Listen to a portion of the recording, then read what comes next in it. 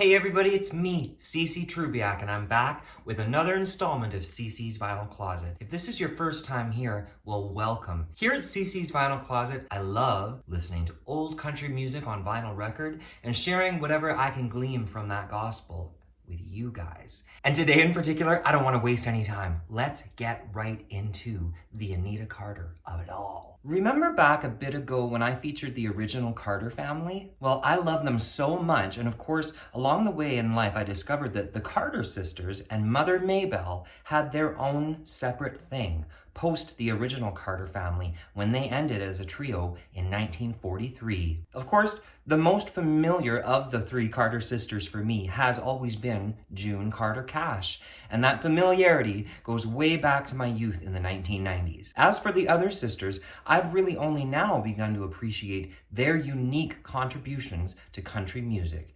Very recently, I was recommended Anita Carter's solo album from 1962, and today I'm excited to share the amazingly refreshing Anita Carter with you. Here's a quick synopsis as I can give about what I've discovered, which is mostly Anita Carter had a beautiful gift, and this album is worth paying homage to. So buckle up, here we go. Anita Carter, rest in peace, was born in Mesa Spring, Virginia in 1933, and she passed away at the age of 66 in 1999. Anita was the youngest daughter of Ezra and Mother Maybelle Carter. She was a versatile singer and songwriter who experimented with several different types of music in her lifetime. But even more, she was gifted on the upright bass from a very young age, and the trio of Anita, Helen, and June would form as the Carter Sisters. Initially, the Carter Sisters would follow their mother, Maybelle, on tour all together. If you can believe it, the trio joined the Grand Ole Opry radio show in 1950 when Anita was 17 years old at the time. You could say I was a bit surprised to read that the trio opened shows for Elvis Presley and joined the Johnny Cash show in 1971. In my research, I honestly lost track of how many singles or full-length records the Carter sisters released as a trio or with Mother Maybelle. Plus, Anita herself seems to have lended her voice on many other people's albums, including Chet Atkins, Johnny Cash, even on several Dolly Parton and Porter Wagoner albums. What I do think I can safely guesstimate is that as a solo artist, Anita appears to have released 5+ albums in total between 1962 and 1995. This might be a great time to mention that you might recall a bit back when I did a deep dive on Hank Snow and one of his albums from 1962. His familiar name came up in connection to Anita Carter, in that they apparently recorded an album in 1962 together. And wouldn't you know it, that is the very same year that Anita released her own debut solo album called Folk Songs, Old and New. This album was released on Mercury Records, and I'm going to be 100% straight up with all of you from the get-go to say, well, I really was hard-pressed to actually locate a lot of background details on this album.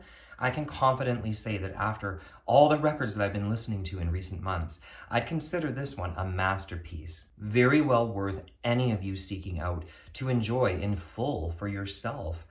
I say in full because it's been rare that I personally found an album to be so quick to categorize as a masterpiece, but this is it. So make no bones about it, hearing all of these tracks, even in succession, is a worthwhile experience. But for the sake of Cece's Vinyl Closet today, I'm going to boil things down in my own Cece style. In the very broadest of terms, part of what classifies a masterpiece is the musicianship. Across the board, Anita Carter Sings Folk Songs, Old and New features some of the finest folk, well, I'd consider it folk because of the prominent guitar picking, the fiddle, and of course the Anita Carter bass. I'm familiar with Joan Baez's folk music from my nerdy youth in the 1990s when I first discovered the likes of Joan or Bob Dylan. This record, the musicianship to the song selections and Anita's voice, are equal to anything that I've heard by Joan Baez, and that's a compliment. This record was certainly an equal part of the folk revival. This record is not honky-tonk, it's not Nashville sound or countrypolitan, none of that. Folk revival was about a revival of the interest in bluegrass and old-time sound. Maybe this is the final thing that I'm gonna take note of before I comment on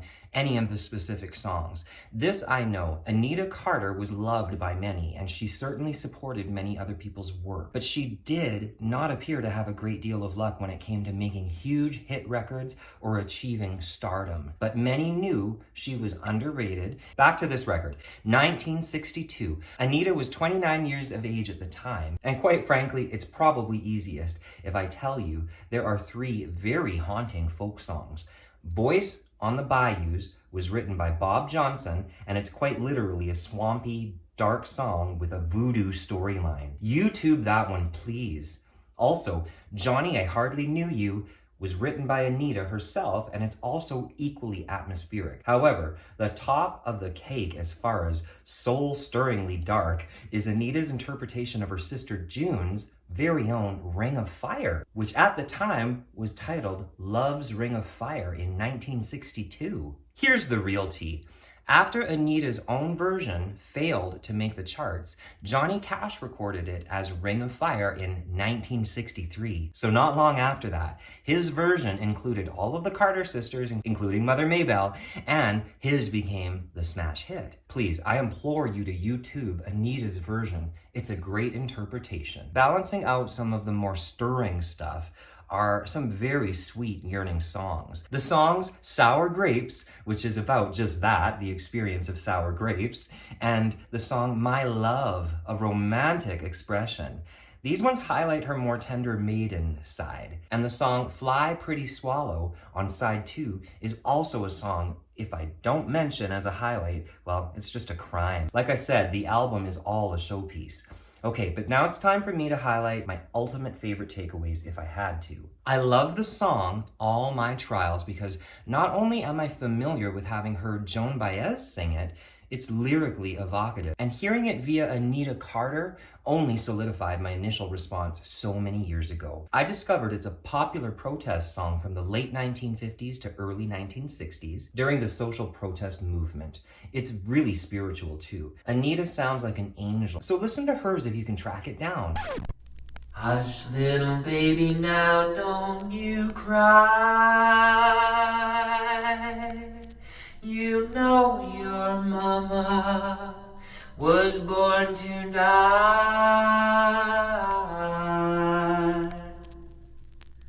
All my trials soon be over. If religion were a thing that money could buy, the rich would live, but the poor would die.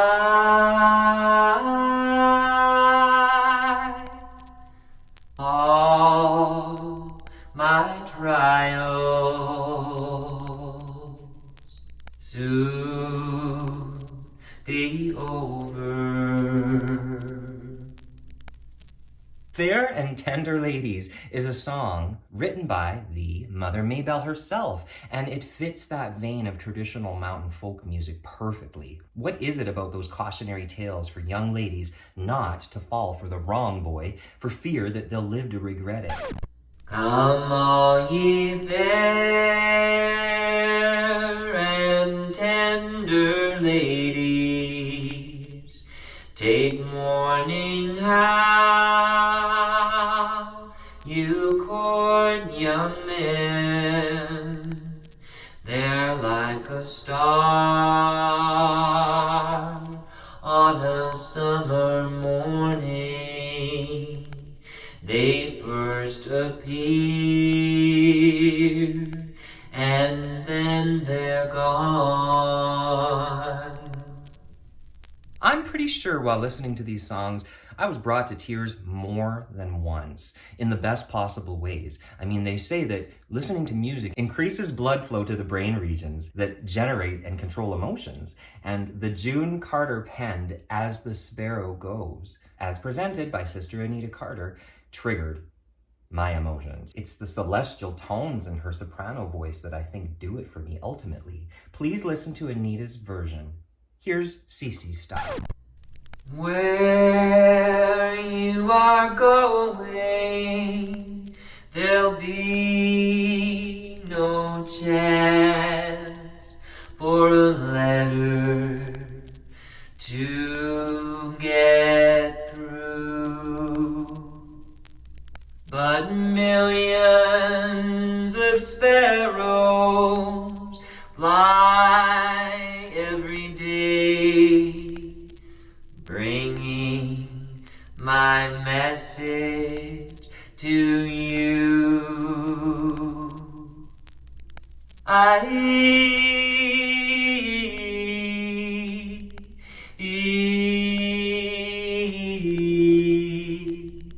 Go, little sparrow, go.